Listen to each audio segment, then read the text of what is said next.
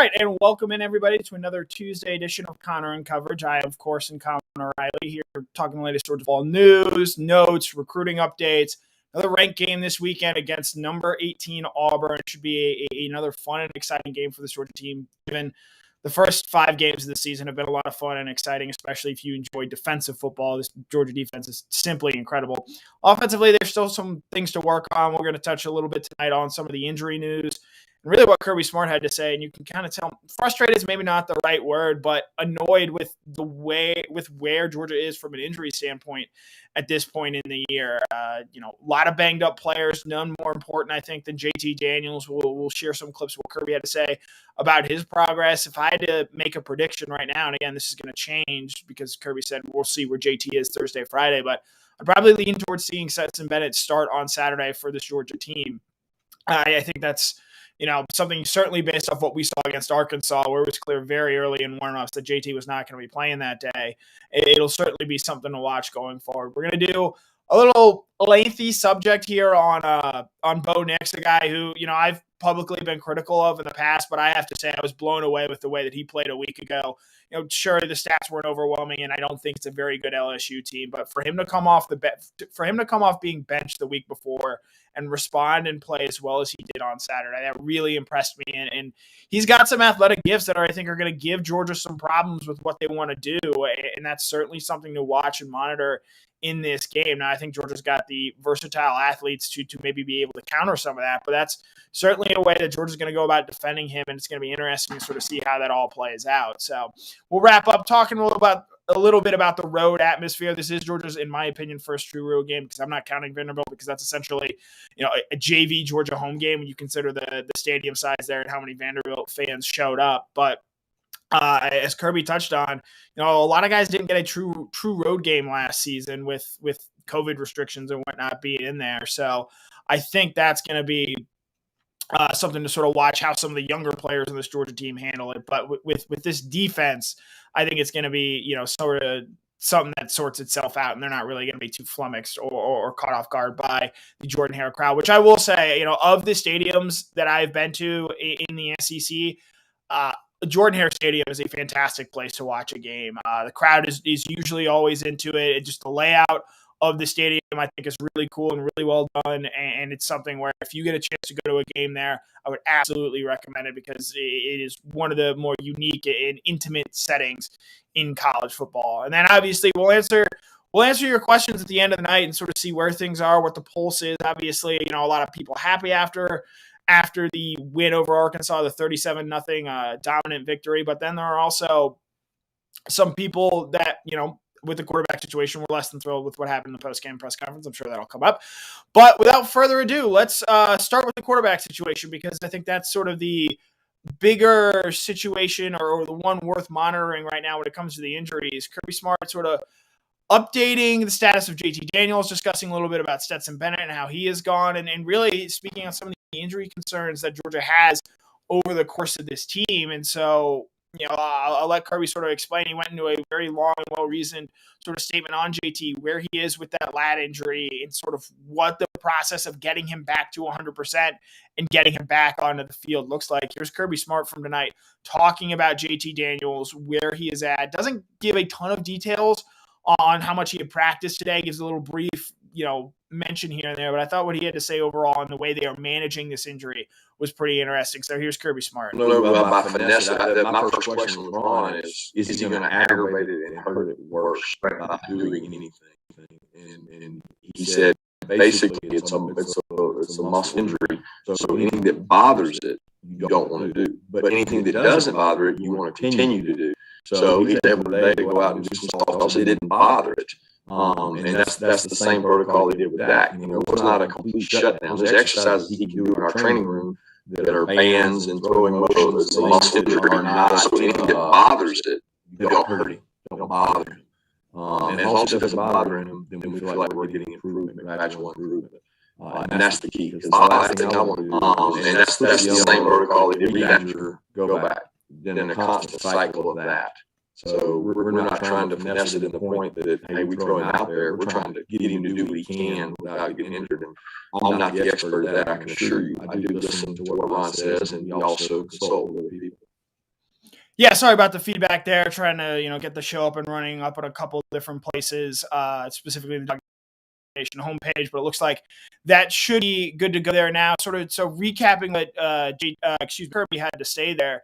They're taking it day by day and they're trying to figure out things that JT can do and what he is comfortable doing at this point in time. And so as we go about figuring that out, I think it's going to be a process that take a little while. I do see one of the comment sections here sort of saying, rest JT towards Florida. And I certainly think there's a chance that we end up seeing that, where they're going to be cautious with him and allow him to sort of figure things out and get back to 100% health. Because I think with Stetson Bennett, who I'm going to pull up a clip here on him shortly, I do think that as Stetson Bennett sort of goes out there and continues to show what he does, the Georgia fan base has been incredibly critical at times of Stetson Bennett, but as far as a backup quarterback, I don't know what more you could want from a guy in Stetson who's come in. He's won a lot of big games. He's beaten Arkansas twice, beat Auburn at home last year. I think he's got a great chance to beat Auburn on the road again this year. And he's picked up wins against ranked teams. Sure, he's not asked to do a whole lot some of the times. That was the case this last Saturday. But even if JT Daniels was out there and the way that Arkansas's defense was playing, JT wasn't going to be asked to do a whole lot. So with that in mind, I think you're going to see Stetson Bennett this coming Saturday. You're going to see against Kentucky, maybe Stetson Bennett again, depending on where JT is at in terms of healing from this injury. It's worth pointing out that Dak Prescott had a similar injury in the preseason for the Dallas Cowboys, and sort of he was dealing with the lat injury, missed close to a month of practice time, and eventually got back on the field and has no issue at all whatsoever. He's been one of the better quarterbacks in the NFL to this point in the season. But with that, I do think that Georgia's going to be cautious, as Kirby sort of just laid out there. My apologies again for the audio issues. But they're going to be cautious there. And Georgia likes what they have in Stetson Bennett. And Kirby sort of talked about where Stetson is. Obviously, some people had said, or Kirby had said that he'd been dealing with a back injury. Kirby sort of updates that here and speaks to the sort of confidence level that this Georgia team has in Stetson Bennett. His lower back still bothers him. He has to get treatment on it, but it's not to the point of affecting his performance right now. We just have to be careful with him. And he's done a good job getting treatment on it. He's also got a big knee laceration from last week, but it hadn't affected performance or anything. But he's done a good job. I mean, Stetson's a savvy vet that he understands defenses. He's very intelligent, and he's had to learn a lot of the football he's had to learn is through other quarterbacks by sitting back and watching them. And I think he enjoys getting an opportunity to go out there and do the things he's done. Yeah, again, apologies tonight for any issues. I guess we're having some technical difficulties with the network connection, but, looks like everything's as good as it can be on my end. So looks like things are going a little bit better there. We'll hopefully get this show up and going and see where it can go and get it to where it needs to be. But you hear Kirby Smart sort of talking there about Stetson Bennett and where things stand with this Georgia team. And I think going forward, it's going to be worth keeping an eye on sort of how JT's health progresses. And there is one more clip I'm going to play for you guys here. And Kirby touches a little bit here on the injuries at the wide receiver position, but I think the bigger takeaway that I have from this is just the sort of resignation that he has with the injury situation, where things are with this Georgia team. Now 5 games into the season, we saw the injuries line up for this team in August, and it hasn't gotten any better. Dominic Blaylock has still not played. Karis Jackson is still pretty limited with what he's able to do as a wide receiver on this team. And so you hear Kirby here updating the status of Arian Smith, Marcus Rosemy, saying Dominic Blaylock, but at the same point in time, sort of speaking the general frustration he has. Frustration may be too strong a word, but the difficulties that this team has with injuries at the moment. We have a chance on all three. They were both out there running today, hitting 18, 19 miles an hour. So they weren't going full speed, but they were moving around.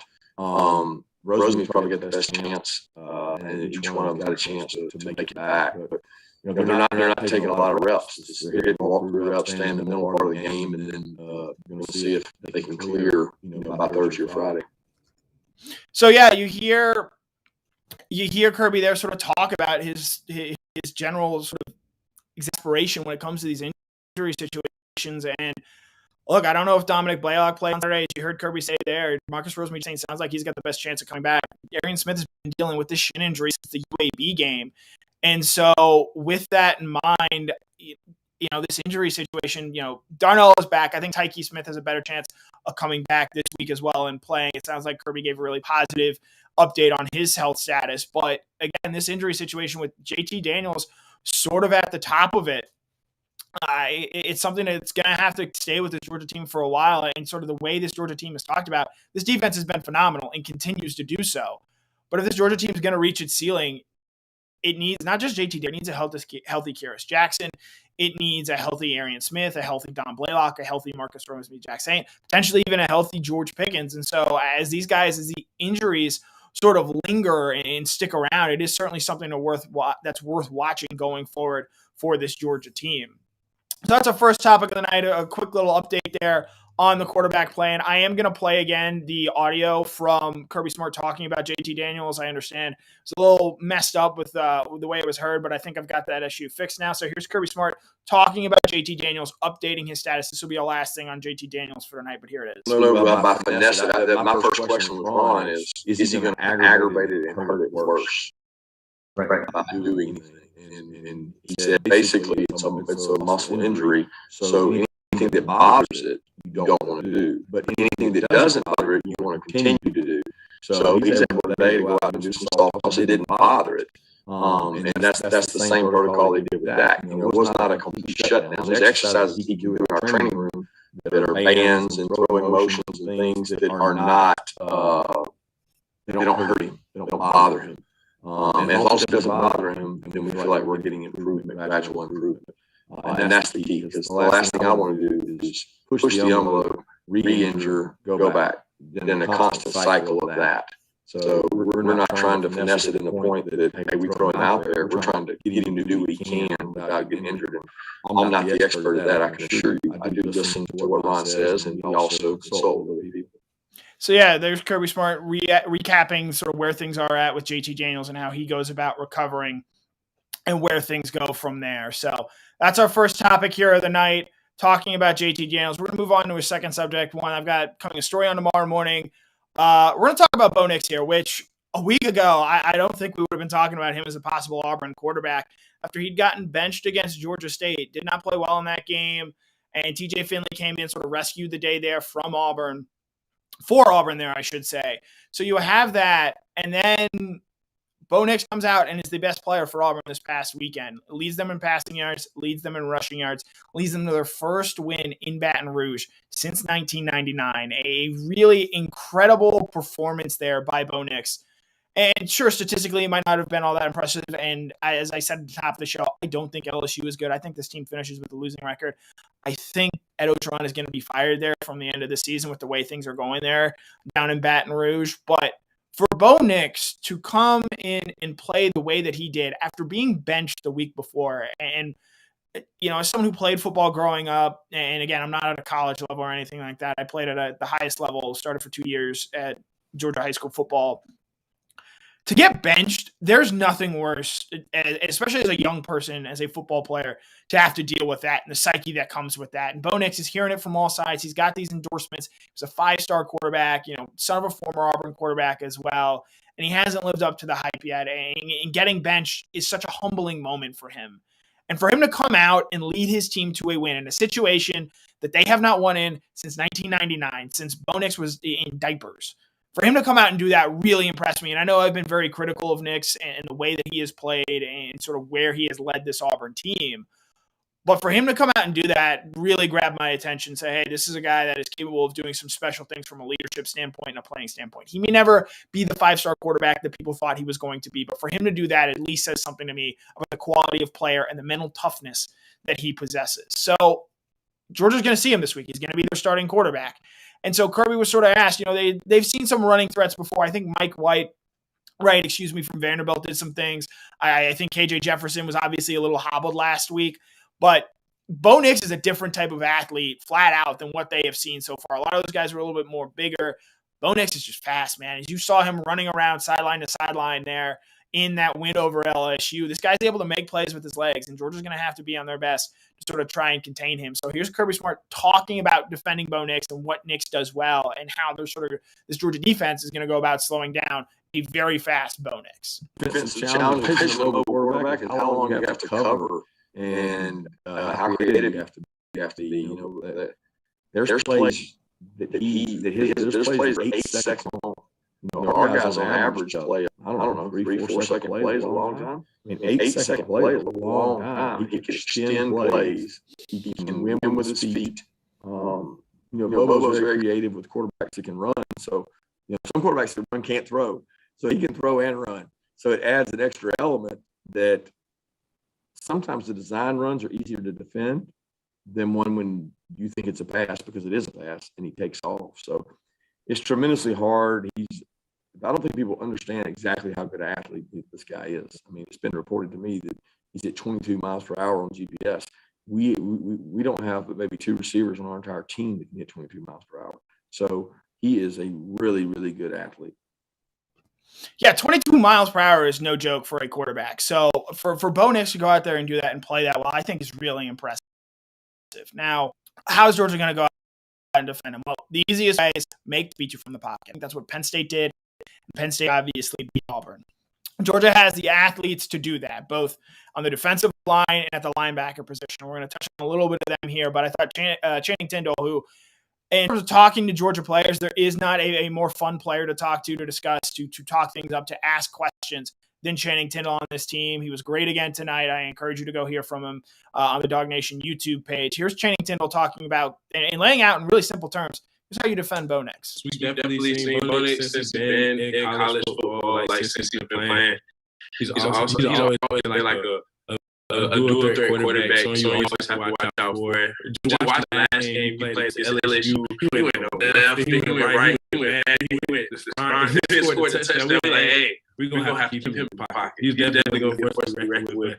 And so I feel like as long as we do our job and try our best to keep him in the pocket, follow our jobs, not try to be Superman, I feel like we can get the job done.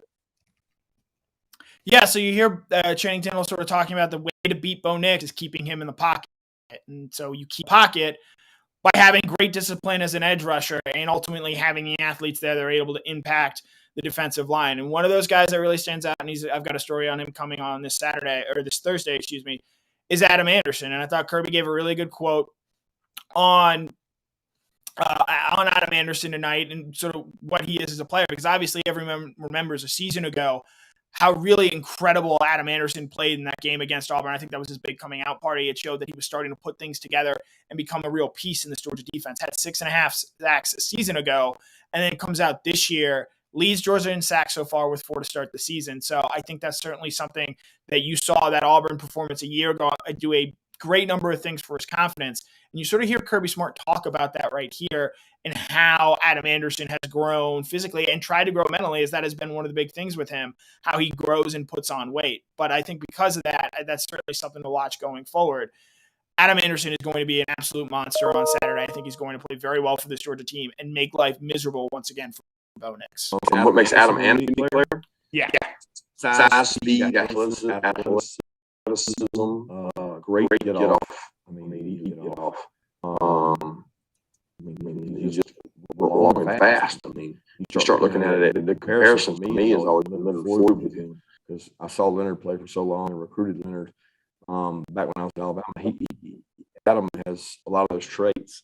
His biggest probably issue has been able to handle bulk and weight and gain weight. He gained a lot of muscle mass, but I'm so proud of Adam's maturity. He's just matured so much. He's become a leader in the classroom over at Rankin, and he was a guy that didn't love school initially, and he bought into the program and all the things that go into it. So he's a very special person to this program.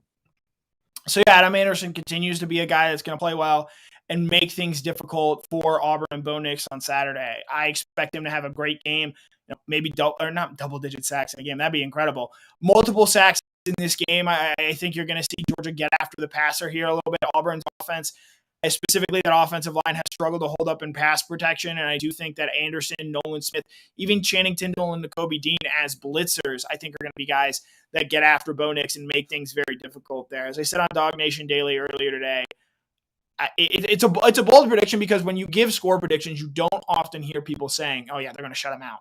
I think Georgia's going to shut out this Auburn team. I think that defense is that good. Now, Could Auburn have a short field and take advantage of it that way? Yes, certainly. I could absolutely see that coming.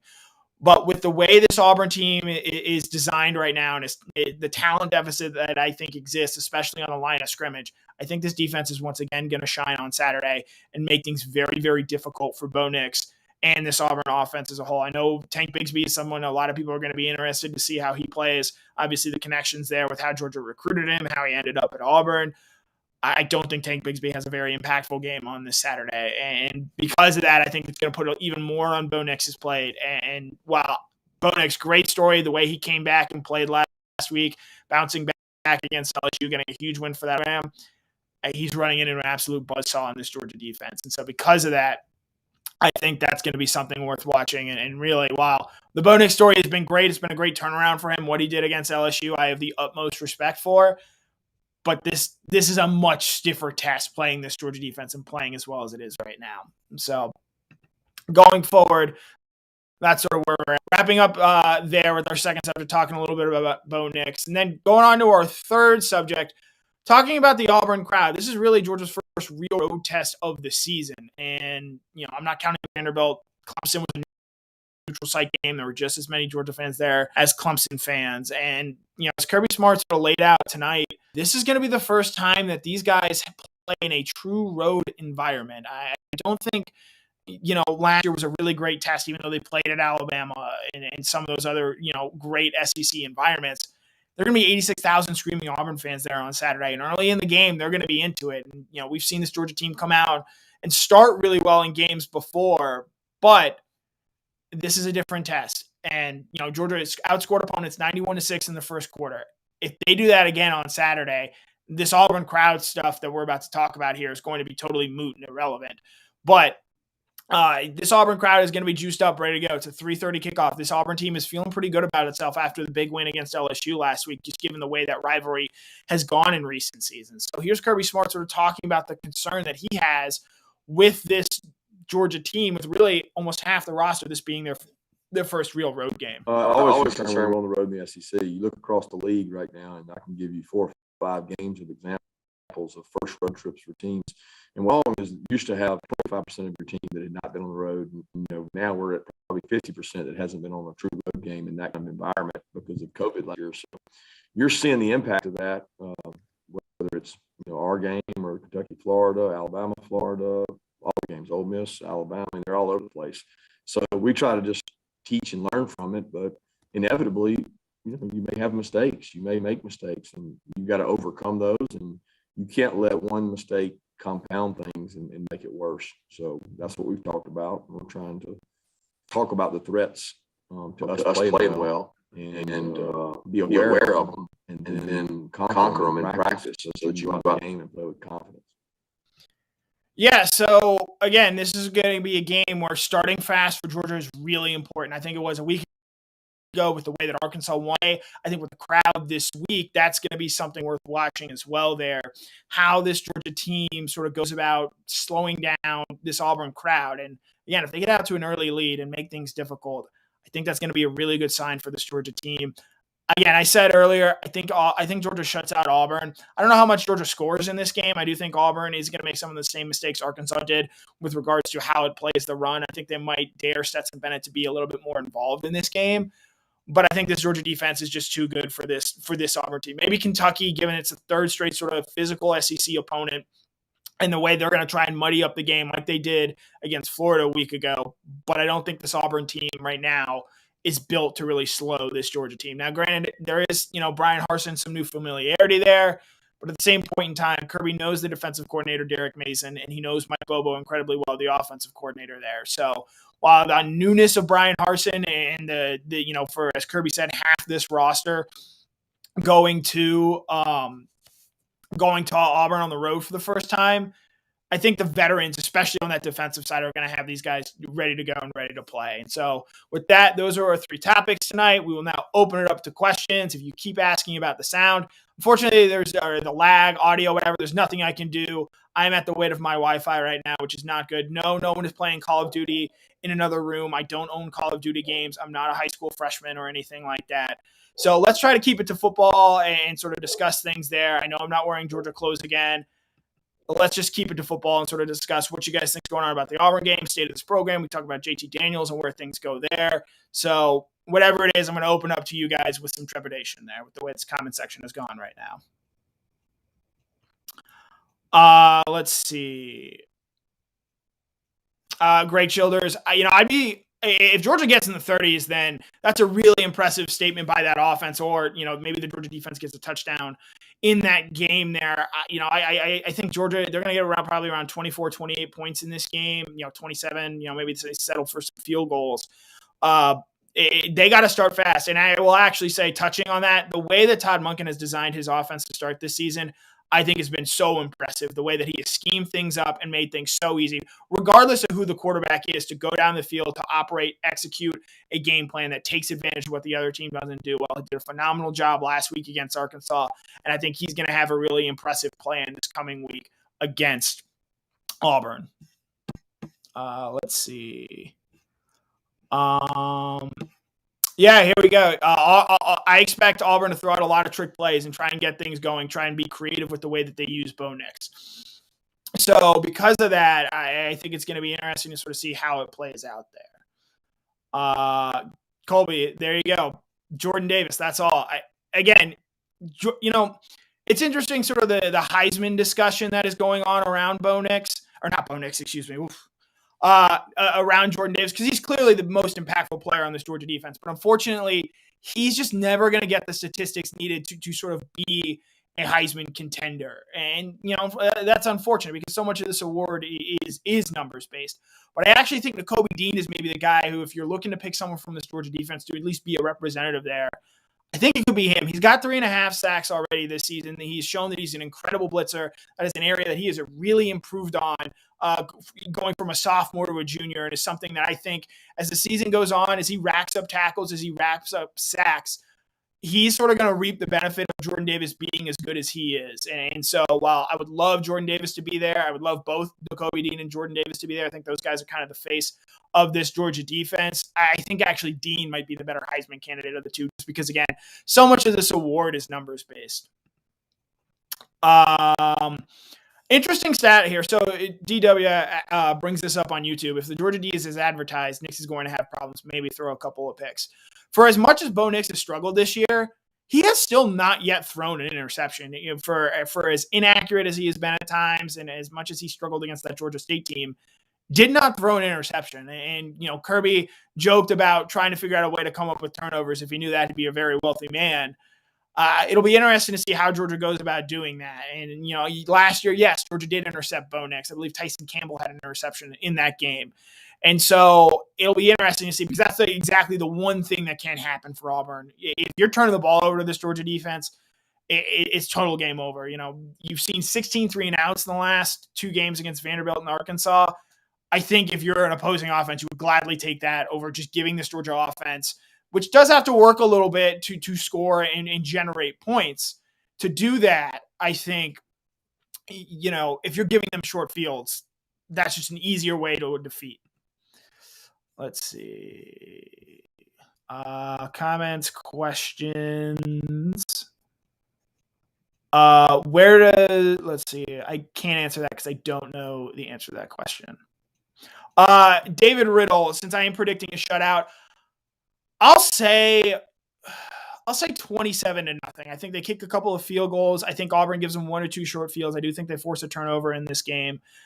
I like the under here. I still expect Georgia to be a couple touchdowns better, just given, I think, the real issue with Auburn there at the end of the Gus Malzahn era, if you look at the way they were recruiting there at the end, they really cut him off at the knees and what he was able to bring in recruiting class-wise. And so because of that, I think you're starting to see, and you're going to see in the next year or two, a real talent drain that, those Auburn teams, well, yes, they haven't won in Athens in a long time. There was still a lot of really good talent on there, but you look at this roster now, there's not a Derek Brown out there. And I know Owen Popo, yes, is still there, but he's injured and his status is unknown for this game. There's not a Big Cat Bryant. There is not a Marlon Davidson. In the running back field, yes, there's a Tank Bigsby, but this is not the same talented Auburn team that we've seen in recent years. And I think that talent drain there at the end of the Malzahn era, whether he deserved to be fired or not after last season is a different debate, but I think they're paying the sins for how that sort of season came and ended there. Let's see. Questions, comments, 27-6 dogs. I do like that. I think that'd be, that was a score last year when Georgia and Auburn played, but again, I just think this Georgia defense is really good right now. And, even if they give up 6, I feel like that'd be a little bit of a disappointment with the way they've gone. What is your area of concern, if there is one? I think there's a perfect storm where you see Auburn commit to stopping the run in a way Arkansas didn't a week ago. They're in this game early and able to stretch it out, and they're forcing Stetson Bennett in the second half to throw to beat them. Now, we haven't had to see that this year because against UAB, Stetson came out and was hot, and he took advantage with the wide receiver difference that they had and the athletes that they had out there against UAB. I'm not sort of sure where the wide receiver health is right now. We'll be interested to see where Kyrus Jackson is, if Arian Smith plays. The wide receiver position and forcing them to force Stetson to make throws, that's sort of how maybe Auburn keeps this game a little bit longer. Let's see. How close is Dean getting to Roquan? I mean, it's never going to be something that we can tangibly track here. It's just going to be, he's Roquan Smith. Because, as great as Roquan was during that 2017 season, the way he played against Oklahoma in the second half of that Rose Bowl, he just descended to a whole nother level. So could Nakobe get to Roquan levels pre-Rose Bowl? Sure. I think if he continues to do what he does. And again, I would say also the Georgia defense around Nakobe is a lot more talented to where Nakobe doesn't have as many, opportunities to make singularly great plays. And I think the way that Roquan Smith did. But for Nakobe to get to that Roquan Smith level, he's got to do it in a playoff game. And, you hope Georgia gets there. I think they are going to get there. I think they're going to win the rest of their SEC games. And, look, college football is a crooked sport. It is not a fair sport. But if Georgia and Alabama get to the SEC championship game at 12-0 and the loser is somehow left out, I don't know what's the point of this sport then, because Alabama and Georgia are clearly the two best teams in the sport right now. And the way things are going there, I think that's if they leave out a one-loss Georgia team that lost to Alabama for an undefeated Cincinnati team, that's just criminal to me. For a one-loss Oklahoma, a one-loss Pac-12 champion. Again, that's just sort of unfortunately where we are. Let's see. Robert, and I'm going to get your name right here. Robert Lewis Bailey, do you think Washington will be used in the passing game this week or just be a dominating run blocker? I do think they're going to try and get him more involved in the passing game this week. Part of last week, it was so apparent early on that Arkansas said, all right, we don't think you can run the ball to beat us. And turns out that is exactly what they did. And because of that, Georgia never felt a need to throw the football. I do think they're going to have to throw the football a little bit more this week. And given the injuries that we have at wide receiver, Darnell is making more progress, getting closer and closer to being in game shape. Kirby said tonight he was really encouraged with what he saw from Darnell. And, the great point about Robert's comment there, or just be a dominating run blocker. I think that played a huge impact a week ago in what Georgia was able to do and the way he was able to open things up for Georgia on the ground there. And so because of that, even if that is all we get from Darnell Washington right now as he continues, and Kirby Smart said the biggest thing with him is getting him back into game shape. Even if Darnell isn't able to impact the passing game right now, his size and physicality are such an asset to this Georgia offense because of the way that he's able to open things up, especially at the second level in the blocking schemes there. So if you see Darnell Washington coming to open things up in the second and third level, I think that's really a way that you can continue to create explosive runs. I do think you're going to see him take a few more snaps this week. I do think you're going to see him potentially get targeted because let's say Kyrus Jackson is able to play a good bit more than we saw him against Arkansas. And you're able to throw out there, a lineup with Brock Bowers, James Cook, Jermaine Burton, Darnell Washington, and Adonai Mitchell, or instead of Adonai, Kyrus Jackson. You got to defend. Someone's going to be in single coverage. And with the way that things have gone right now for Georgia, you're probably leaving Darnell in single coverage and just hoping that, maybe he doesn't have the sort of speed and ability right now and stamina to sort of make plays as a receiver. But, you get Darnell in there as a receiver and you're able to pair him with Brock, have Jermaine and keep him healthy. There's Marcus Rosemary, Jack Saint, Kyrus Jackson, whoever comes back and gets healthy. I think that'll be interesting to see going forward. Let's see. Questions, comments, scrolling through. Yeah, so BA sort of talked about this earlier today, and David Riddle brings this up. Mercy rule will not apply this week. This is going to be an interesting test because I don't know how much Kirby Smart actually dislikes Auburn as much as it is he disliked Gus Malzahn. I think he had a healthy disdain for Malzahn when he was the coach there at Auburn. Kirby Smart, Mike Bobo was a friend of his on the staff. And last week, I think if Georgia really wanted to run it up, they could have, but they pretty clearly felt in the second half, hey, we'll just go out and do what we need to do. We're not going to throw the ball around. We're not going to play a lot of our young guys and sort of cut them loose. We're just going to grind this game away. And so, Bobo Mason, who's a guy Kirby has long had tremendous respect for, we'll see if Kirby does go out there and run it up. I think Kirby at this stage in his career has more of a for specific coaches, Dan Mullen, Gus Malzahn, more so than institutions as a whole. James Dyke, how many receptions do you see D-Rob getting? I think he's getting. Auburn's going to try and funnel him the ball, not so much as a revenge factor, but reality is he's their best receiver to this point in time. Didn't play in that Georgia State game, but essentially leads them in almost every relevant category, including receiving touchdowns. So he's their best bet there at wide receiver, and that's I think another reason why this Auburn team, I think, is going to struggle to score points. They are so depleted there at wide receiver. A season ago, they lose Anthony Schwartz, Seth Williams, Eli Stove. They lose their top three receivers. And you're bringing in a guy, Demetrius Robertson, who was 6th, 7th on the depth chart maybe at Georgia this year if he had ended up staying. Now, obviously, he climbs this year given the sort of health situation around Georgia. But I do think that he's their number one option. And so they're going to try and get him the football. How successful they're able to do that. How much success does he have against Darian Kendrick? I can't predict that. I'm not sure how much it's going to be. Joey Smiley, do you think we use a similar game plan to against Arkansas? I don't, because I think Auburn is going to do things differently than Arkansas did. Arkansas waited a quarter and a half to sort of say, hey, maybe we shouldn't just have 5 guys in the box and maybe commit a few more guys to stopping the run there.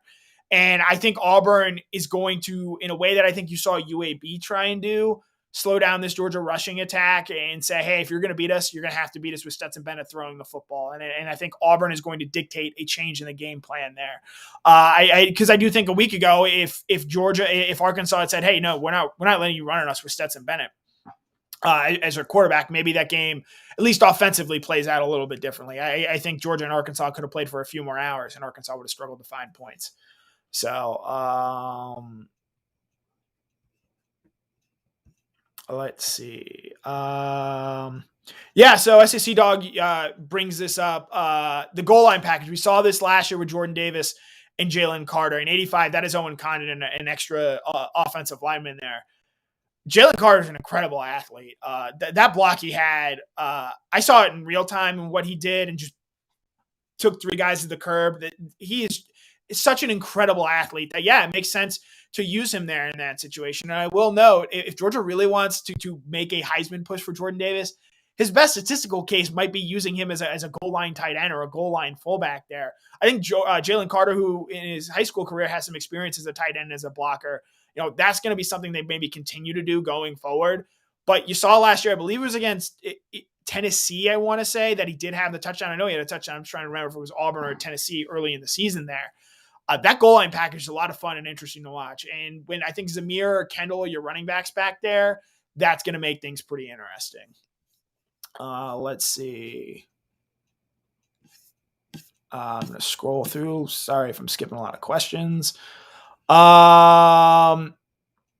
Wayne Kirkland, this is going to be interesting how much, if Georgia throws the ball on Saturday, how involved Brock Bowers is, because, the secret is out on him right now. He's really good. And if you leave him alone with a linebacker, Bowers is going to win that and win that quite often. Now, I would say the strength of this Auburn team is their linebackers and sort of their back seven as a whole. So, and again, as Kirby Smart pointed out tonight, it's his first road game. So I think that's going to be interesting to watch and see how that goes there. Kevin Cook, Arkansas will beat Auburn this year. I feel pretty good about that. I will say with Arkansas, Arkansas and Ole Miss playing each other this week after both sort of got obliterated last week, I think is going to be really interesting. It's going to say a lot about the two programs, because obviously, for years you've known the body blow theory and the way that teams play after losing physical games against Alabama. And I think you're going to start to see that more and more with Georgia.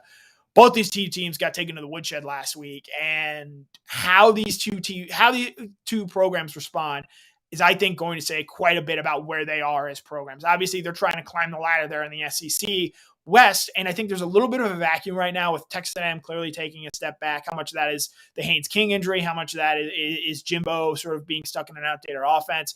LSU is a mess. Auburn is turning things over there. There's a real opportunity, I think, for Ole Miss and Arkansas to sort of seize some momentum as, at least in this season, the second best team in the SEC West. And the winner of this game on Saturday, I think is going to go a long way to determining that. So let's see. Let's do one or two more questions. Marshall Frumming, yeah, Kirby is a Bainbridge guy, and those Auburn and Florida games mean a lot. Though I will note, Kirby doesn't like Tennessee all that much either, so worth keeping that in mind there as well. Larry Horton, who will be our top receiver on Saturday? I'll include tight ends here, so you could say Brock Bowers. I'm gonna go Jermaine Burton. If you're gonna give me any receiver, I'm gonna take the one that's healthiest and has shown the greatest impact. He is Georgia's leading receiver in terms of actual wide receivers, in terms of catches and yardage this year. I think he's looked better every week. Obviously, didn't get used a whole lot last week against Arkansas, and Ladd McConkey actually made some nice plays there. But I think they're going to need a little bit more from their wide receivers this week. And aside from that Clemson game, I've liked what I've seen from Jermaine Burton and the way that he's responded since that first game of the season there. Let's see. I did want to see this. Gary Moy saying D-Rob will have regrets after Saturday. I disagree with this. I think if things could have worked out for D-Rob at Georgia and he had a clear shot at playing, I think he would have stayed. But that wasn't promised and it wasn't guaranteed with guys like Arian Smith, Jermaine Burton, Marcus Rosemy, Jack Saint all ahead of him. You have Dominic Blaylock coming back. You have Kyrus Jackson. There is an established wide receiver, Adonai Mitchell coming on there as well. It wasn't guaranteed that D-Rob was going to see the reps in field that he needed to this season. So I have no issue with him going to Auburn. Now, obviously, you would have preferred him not going to a rival in a team Georgia plays, but D-Rob and my interactions with him gave everything he could to this program, and it's just unfortunate things couldn't work out there. But I've said before, I'm a fan of his, and I'm rooting for things to work out for him, and I think he's a talented guy, and he's getting a little bit more of an opportunity now at Auburn than he did in the past. And, obviously, this Saturday, there'll be plenty of fans out there hoping he doesn't play well. But for the rest of the season, I think there are some fans out there that want to see D-Rob play well and play and sort of have the career at Georgia that, unfortunately, for an injury-related reason, him coming in from Cal, making that adjustment to SEC football, he just really never got the chance to make. Let's see. It sounds like the audio has gotten better, which isn't surprising. My internet was really weird in the 15 to 20 minutes before the show tonight. It took a long time for some YouTube videos to upload from the Kirby Smart press conference there, so it'll be interesting to see. Raymond, and I'm sorry if I get your name wrong, Raymond. Ladd McConkey, there's nothing deceptively athletic about Ladd McConkey, and you can make all the short white guy jokes that you want. That dude is a 3-syllable athlete.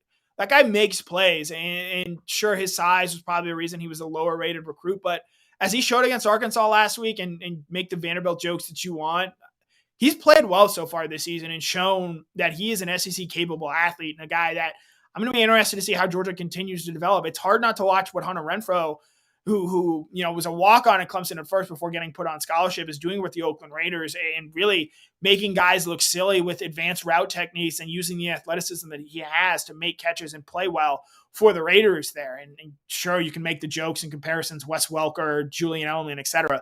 But Ladd McConkey might be a better athlete than all of those guys. And so I'm going to be interested to see how he continues to develop as a wide receiver and make sort of those plays there. Let's see. Sonia Prescott, that was certainly the physicality with D-Rob and his ability as a blocker, I think, was a big reason early on that he ended up not playing there. Let's see. If there's one more question, we'll take it. The Red Sox are playing the Yankees. I don't know the score right now. Really love it if they win. Not so much because I want to see the Red Sox win a World Series. I just hate the Yankees. Let's see. I'm scrolling. If we don't get one good one. Shelton Tucker, I actually do agree with this here. That Kentucky win, while great for their program, Georgia shouldn't be scared of Kentucky.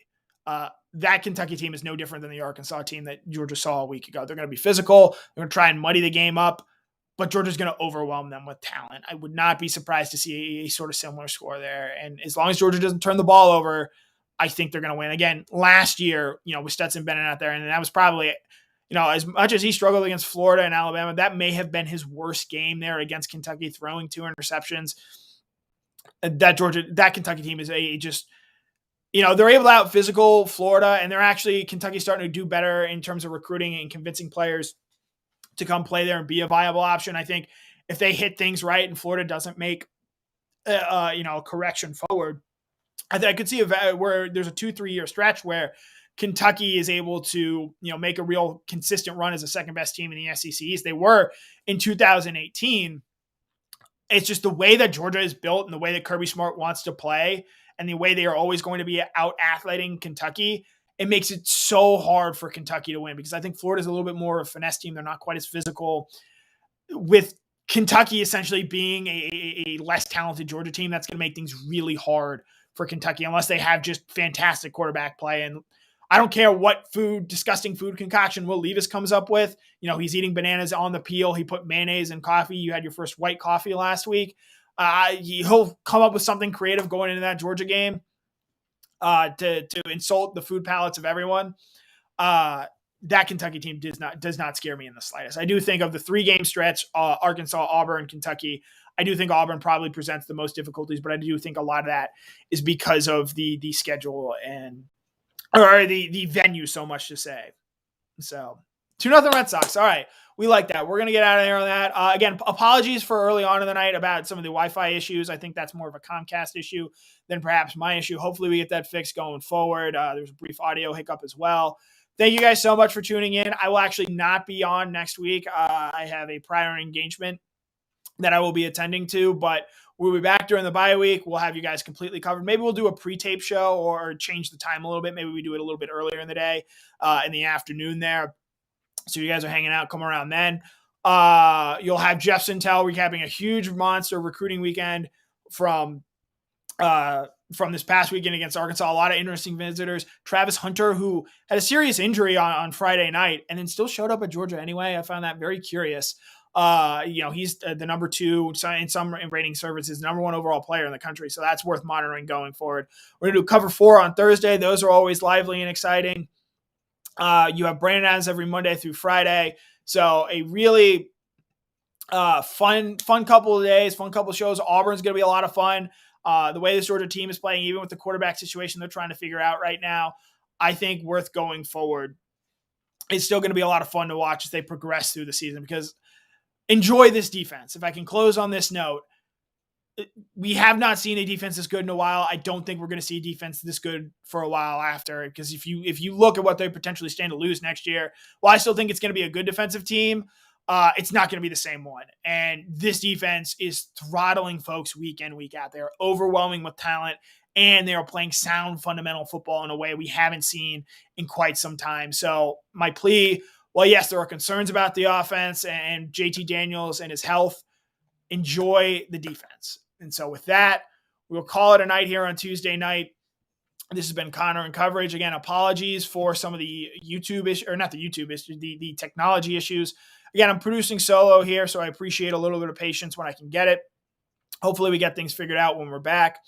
But as always, it's been a Dog Nation production. My name is Connor Riley. This is Connor in Coverage. Thank you guys so much for tuning in. We'll be back. We'll see you when we see you.